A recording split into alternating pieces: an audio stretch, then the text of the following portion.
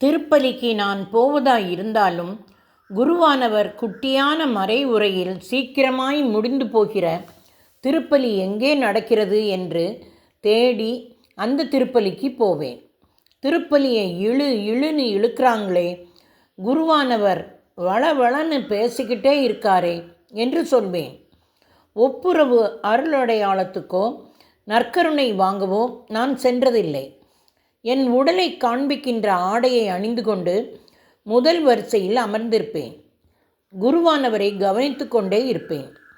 அவர் இளைஞர்களிடம் பேசினால் அவரை ஓரின சேர்க்கையாளர் எனவும், அவர் ஒரே பெண்ணிடம் இருமுறை பேசிவிட்டால் அவர்கள் காதலர்கள் எனவும் சொல்வேன். வெட்கமே இல்லாத, ஆணவமான, ஒழுக்கமில்லாத ஒரு கத்தோலிக்கராய் இருந்தேன். எனக்கு வேறு யார் எதிரி வேண்டும்?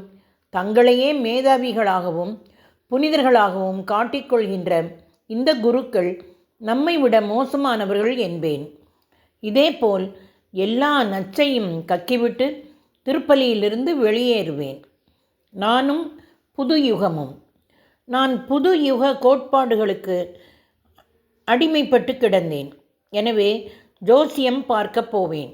என் ஜாதக குறிப்புகளை படித்து கேட்கப் போவேன். ஆனால் விவிலியத்தையோ புனிதர்களின் வாழ்க்கையோ படித்ததில்லை. விவிலியம் எனக்கு வெறுப்பாக இருக்கிறது என்று சொன்னேன். பெண்களே, உங்கள் கணவருக்கு பணிந்திருங்கள் என்று கூறியதால் தூய பவுலை வெறுத்தேன். எங்களை எப்போதும் அடிமைகளாக வைக்கச் செய்கின்ற இழிவான சிந்தனை என்று கண்டித்தேன். இந்த வெறுப்பில் திருப்பலியிலிருந்து எழுந்து சென்று விடுவேன். எங்கே தெரியுமா? ஆழ்நிலை தியான வகுப்புகளுக்கு. யோகா, ரெய்கி போன்ற புதுயுக நம்பிக்கை செயல்பாடுகளுக்கு செல்வேன்.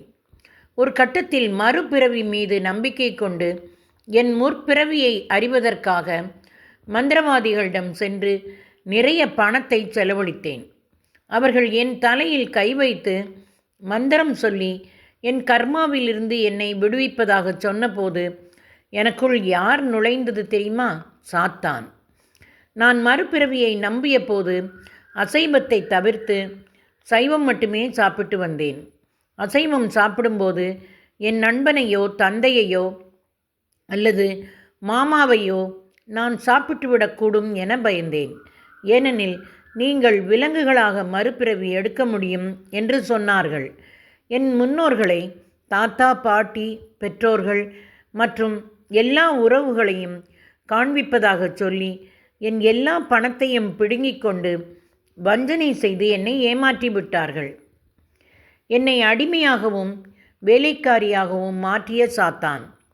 ஒருவர் கடவுளால் நிரப்பப்பட்டவராக இல்லையெனில் சாத்தானால் நிரப்பப்பட்டவராகவே அவரது முடிவு இருக்கும். அதுதான் என் வாழ்விலும் நடந்தது.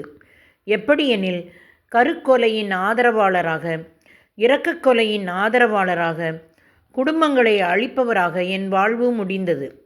முட்டாளாயிராதே, கணவனை விட்டுவிடு, வேறொரு ஆளை சேர்த்துக்கொள் என்று சொல்லி என் பல நண்பர்களின் குடும்பங்களை அழித்தேன்.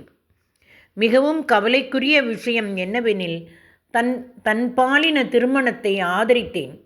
அவர்கள் மகிழ்ச்சியாக இருக்கட்டும், ஏன் இருக்கக்கூடாது என்று கேட்டேன். தொடர்வோமா நண்பர்களே?